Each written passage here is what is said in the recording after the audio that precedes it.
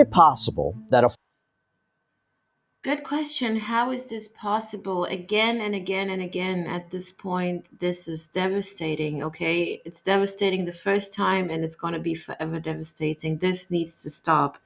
And before we continue, and I invite you to join me on this new episode, I need to warn everyone this is a sensitive topic. It has to do with sexual abuse. Unfortunately, it's always a bad situation, but it's even worse when innocent children are having to face such behavior from adults, right?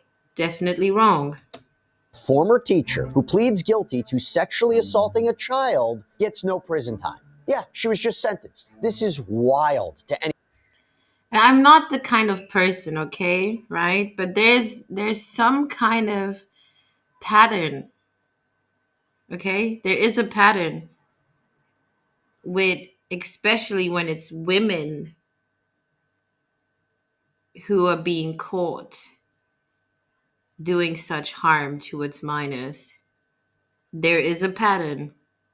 If you've been paying attention, you have most likely recognized the pattern.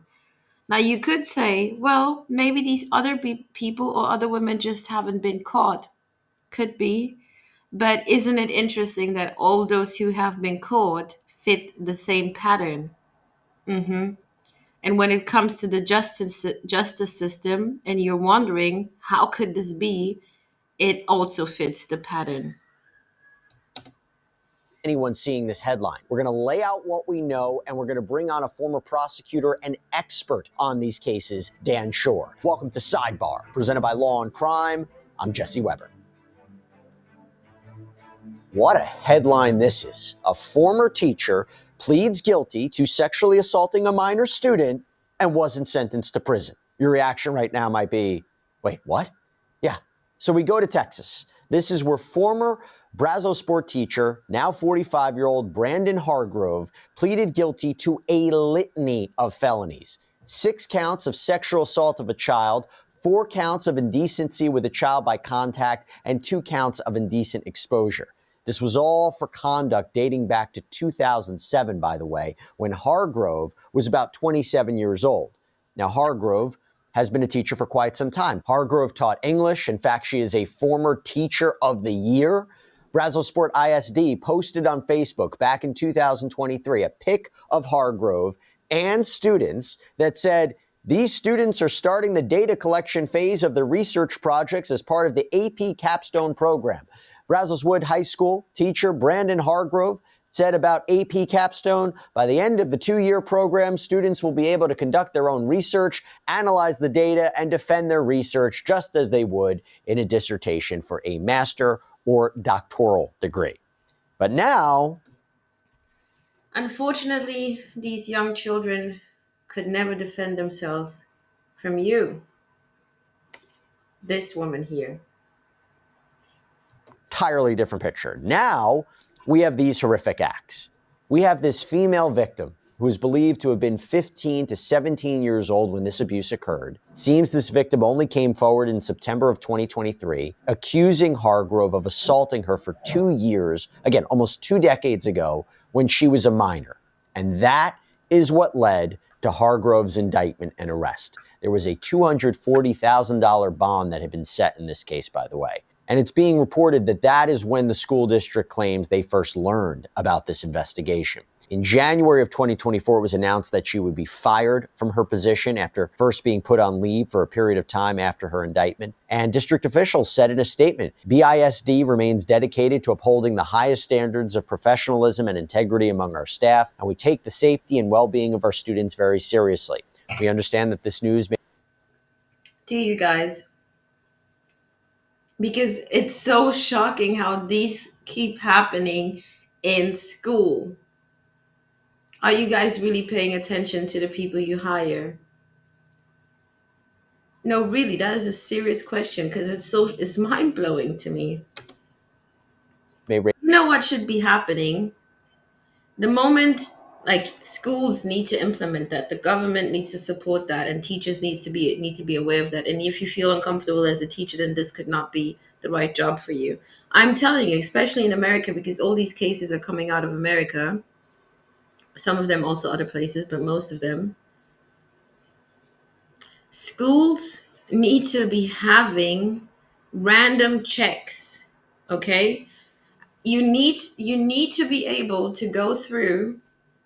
I know it sounds crazy, but phones, communications amongst these children need to be supervised. Or I don't know, can someone come up with an idea? Like something needs to be done.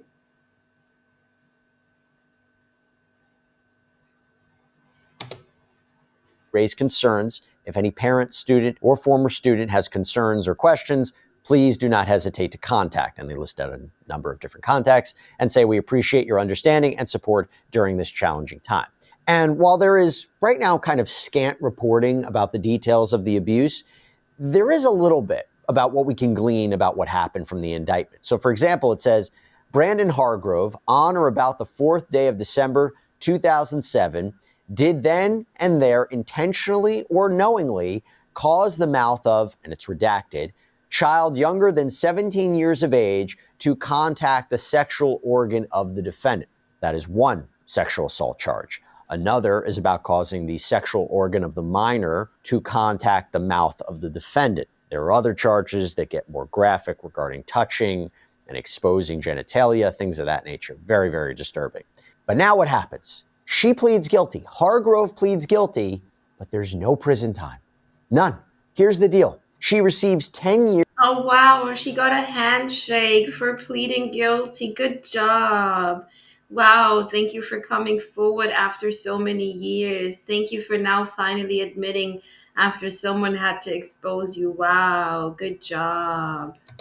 Years of probation with deferred adjudication for sexual assault, 10 years probation without deferred adjudication for indecent exposure charges. And we'll talk about what deferred adjudication means. I am telling you, people get bigger issues facing prison time for tax fraud, for pot, okay?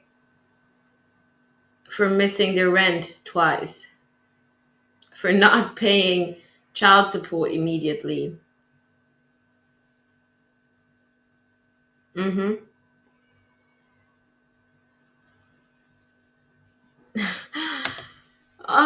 And yes, she has to also register as a sex offender for life.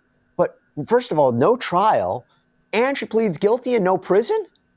Clute PD Chief James Fitch said, from the get-go, we really felt there was a good chance this would go to trial. So we were a little surprised with the plea agreement.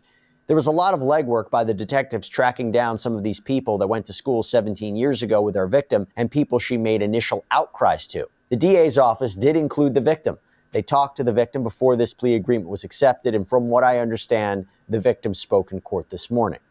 If it comes to that point years later and you want to come forward, don't hesitate because it's been so long. This is a perfect case where our victim had those hesitations 17 years ago, but now in law enforcement, we're going to take it just as it happened yesterday and seek that justice for our victims. What a case, I know. But this is definitely one we wanted to bring to you. And the reason that we can do that is because of the amazing support that we get from our sponsor, Morgan & Morgan. This is America's largest felonies, right? Punishments of 2 to 20 years in prison, 2 third-degree Giving me Chucky vibes. Scary as hell.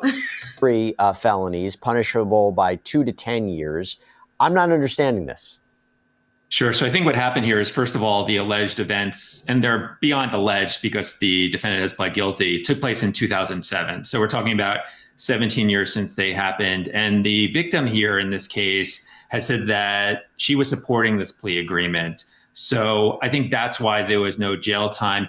In the way I'm a former sex crimes prosecutor, I don't think someone 17 years after an incident like this is going to agree, a defendant is going to agree in a plea bargain to go to prison. So if the law enforcement system wants her to go to prison, they're going to have to go to trial, get a conviction to get her to go to prison. And in this case, it seems like the victim, for understandable reasons, did not want to go through a trial 17 years later and relive this traumatic experience from when she was a teenager.